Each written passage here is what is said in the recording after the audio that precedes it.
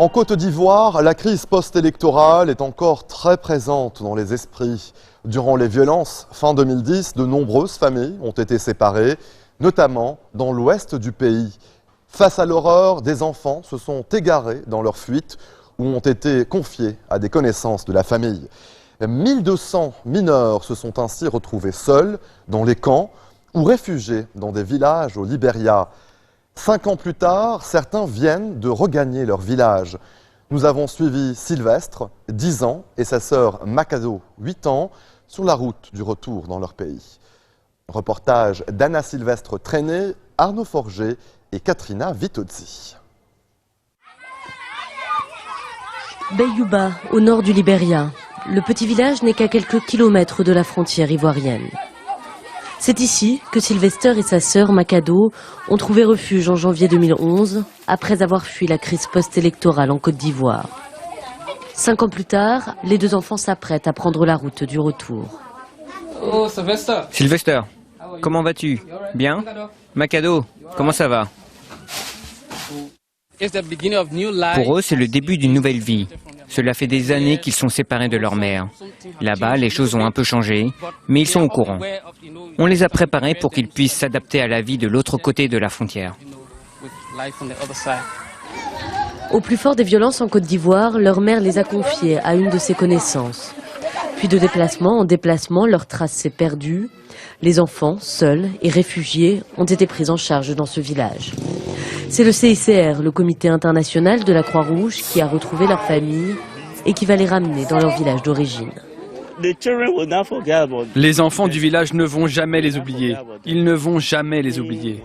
Vous avez vu comme ils sont tous venus leur dire au revoir.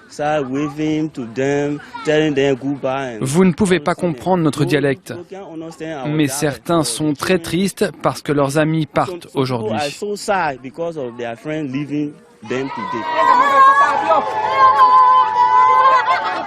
De Beyouba, le convoi se dirige vers le sud-est.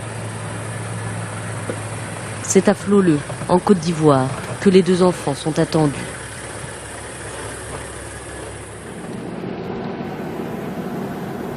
L'Ouest ivoirien a été particulièrement meurtri pendant la crise. En 2011, 200 000 personnes se sont réfugiées au Libéria. Aujourd'hui encore, des attaques armées sporadiques se déroulent dans la région. De nombreuses familles sont séparées. En route, un homme a arrêté le convoi. Une famille nous arrêtait pour demander des informations de sa famille, de sa fille. Ils n'ont pas de nouvelles de sa fille qui a traversé d'aller en Côte d'Ivoire depuis très longtemps. Pour tenter de réunir parents et enfants, la Croix-Rouge internationale mène un travail de fourmi. Des posters viennent aussi recouvrir les murs des lieux publics. Tous les enfants seuls ont été photographiés, comme Sylvester et Makado. Ces enfants vulnérables ont souvent été témoins de violences, parfois forcés à travailler ou abusés. Vêtements neufs, nouvelle coupe de cheveux, une transition est nécessaire pour ces enfants déracinés. Beaucoup ont suivi des événements assez forts, assez traumatisants. Et quand ils arrivent au Libéria, c'est toujours un peu difficile de rentrer, de se sentir en famille. Donc la période là, ce qu'on fait maintenant, c'est de les préparer, de se sentir bien et beau. Pour Sylvester et Makado, il est l'heure désormais de traverser la frontière. La Côte d'Ivoire n'est plus qu'à quelques mètres de l'autre côté du pont. Cela faisait 1 an et demi qu'à cause de l'épidémie d'Ebola, le passage était interdit. Avec l'amélioration de la situation, il est exceptionnellement autorisé pour permettre le rapatriement des réfugiés. Encore quelques pistes, enfin, les derniers kilomètres. Les deux enfants sont de retour, ils redécouvrent leur mère, dont ils n'avaient aucun souvenir. Je suis contente même. Je suis vraiment contente même pour voir enfant là même. Pendant toutes ces années sans mes enfants, j'étais tellement dans le chagrin. Je les ai cherchés pendant des années. Aujourd'hui, je suis tellement content que je danse. Je vais continuer à danser. Après la crise post-électorale de 2010-2011, 1200 enfants ivoiriens seuls ont été recensés. Presque tous ont maintenant retrouvé leur famille, mais il reste encore plus de 35 000 réfugiés au Libéria. Athènes fait face à une pression exercée par ses voisins européens afin de faire plus d'efforts pour réduire l'arrivée de migrants fuyant les conflits sanglants au Moyen-Orient et dans d'autres pays. Selon l'ONU, plus de 76 000 réfugiés et migrants sont arrivés sur les côtes grecques depuis le début de l'année. 90% d'entre eux sont des réfugiés, dont plus de la moitié sont des femmes et des enfants. Le pays en crise a échoué à construire des camps et des centres d'enregistrement correspondant aux critères européens. Le reportage de Nathalie Savarikas et Alexia Kifalas.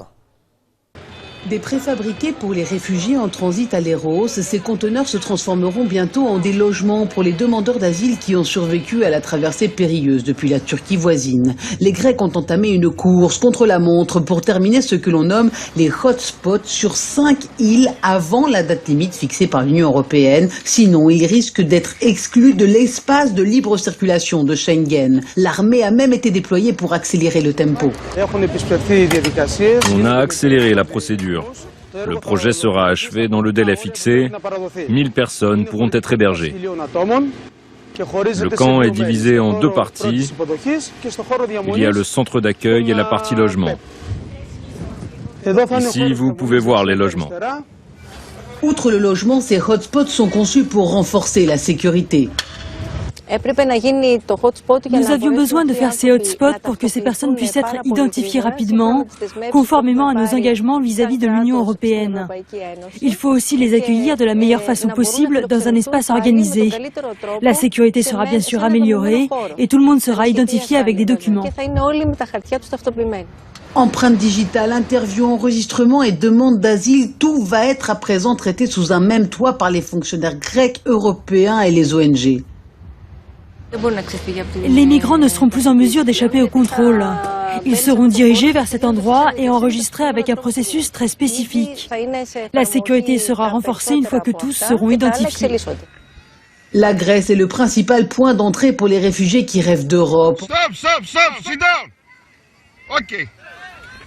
En 2015, le pays a vu l'arrivée de plus de 850 000 réfugiés et migrants. Léros, à elle seule, a vu jusqu'à 2000 arrivées par jour, ce qui est un quart de l'ensemble de sa population. Face à ces chiffres accablants, les autorités locales de la petite île se débrouillaient avant que l'Union européenne envoie des renforts, mais seulement depuis 2 mois. Nos navires sont usés, nous demandons constamment plus et le ministère fait tout ce qu'il peut pour nous donner ce qui est disponible. Parce qu'il n'y a pas seulement Léros, il y a Kos, Samos, Mytilène, Chios. C'est un littoral dispersé et on a besoin d'intervenir 24 heures sur 24. Donc il y a un grand besoin de soutien. Pourtant, l'aide n'est pas suffisante et les groupes de bénévoles comme celui-ci aident à combler les manques. Même avec des ressources limitées de la Grèce, je pense que les réfugiés arrivaient à être hébergés. Tout ce qui a été fait l'a été grâce à l'aide de la solidarité de notre société. Mais nous ne pouvons plus faire face à cet afflux continu dans le pays, d'autant qu'il risque d'être pris au piège en Grèce. Jusqu'à ce qu'ils soient déplacés dans des hotspots, la plupart des demandeurs d'asile sont hébergés dans des tentes. Nous n'avons pas été autorisés à filmer les lieux. Amar Hamdam est arrivé ici il y a quelques jours. Il fait tout pour mettre en ordre au plus vite ses papiers et obtenir le statut de réfugié. Il espère qu'il pourra, avec sa femme enceinte de 9 mois, rejoindre l'Allemagne avant la naissance de leur enfant. J'espère que l'Europe est prête à nous accueillir. Tout le monde ici, ou tous ceux qui fuient la guerre. Je l'espère.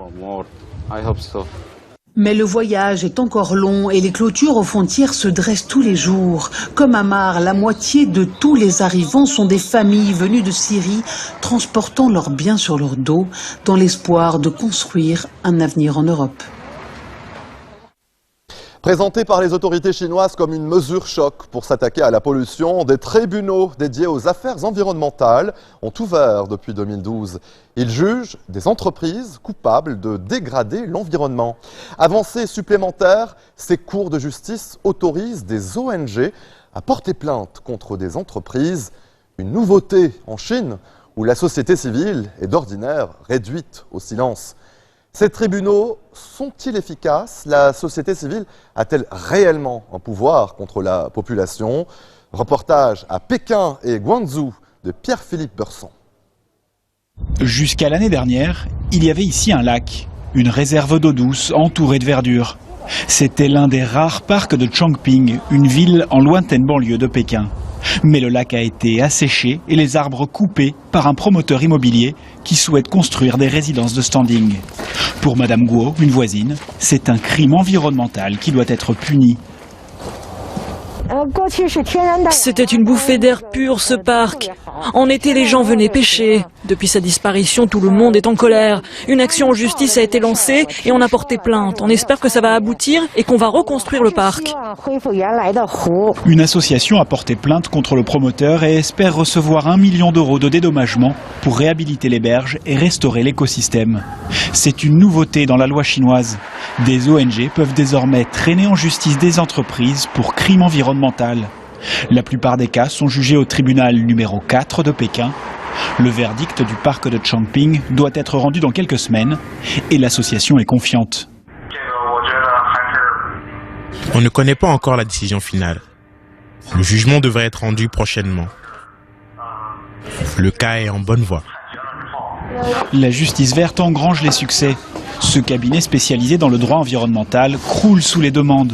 Le nombre de plaintes a doublé en un an. Pollution de l'air, de l'eau ou des sols. Les cas viennent de tout le pays, encouragés par des sanctions records. En 2014, une entreprise de produits chimiques a été condamnée à 22 millions d'euros d'amende pour avoir pollué une rivière. Après 30 ans de développement économique frénétique, les problèmes environnementaux émergent maintenant. On accumule de plus en plus de cas de pollution avec des conséquences parfois tragiques. On observe notamment un nombre très élevé de cancers. Dans votre travail, avez-vous déjà reçu des pressions de la part des autorités ? Non, parce qu'on se contente d'apporter une aide juridique dans le cadre fixé par la loi. Les entraves sont encore nombreuses. Plusieurs affaires de pollution ont révélé la collusion entre entreprises et pouvoirs publics. Dans ce cas, les autorités locales protègent les coupables et empêchent les citoyens de porter plainte. De ce côté-là, il y a une usine de produits chimiques. Et là, on voit de l'eau contaminée qui s'en échappe sur la route. Là, vous voyez, quand on a voulu déposer des échantillons à l'agence pour les analyser, les fonctionnaires ont refusé. C'est courant. Quand l'entreprise incriminée est un grand groupe, principale source de revenus dans la ville, alors le verdict est en faveur des entreprises. La justice se révèle impuissante pour les affaires les plus tragiques. Dans le village de Zhongguantunxiang, 40 personnes sont mortes de façon inexpliquée ces dernières années. Les regards se tournent vers l'ancienne usine de produits chimiques Jiangxin. Elle aurait contaminé les nappes phréatiques et intoxiqué les habitants. Plusieurs villageois ont tenté de porter plainte pour faire la lumière sur ces décès et obtenir des réparations. Toutes les démarches ont échoué. Le sujet est sensible et un seul homme accepte de nous en parler, sous couvert d'anonymat. Il y a quelques années, on a voulu juger les patrons de l'usine. Mais en 2011, tout a fermé. Il n'y a plus rien, c'est vide. Le patron est parti, on ne sait pas où il est. Le procès a été abandonné. Le cas de figure est fréquent dans un pays où 20% des terres cultivées et 60% de l'eau sont polluées. La justice environnementale a encore bien du travail. Restez des nôtres, on se retrouve après cette très courte pause. A tout de suite.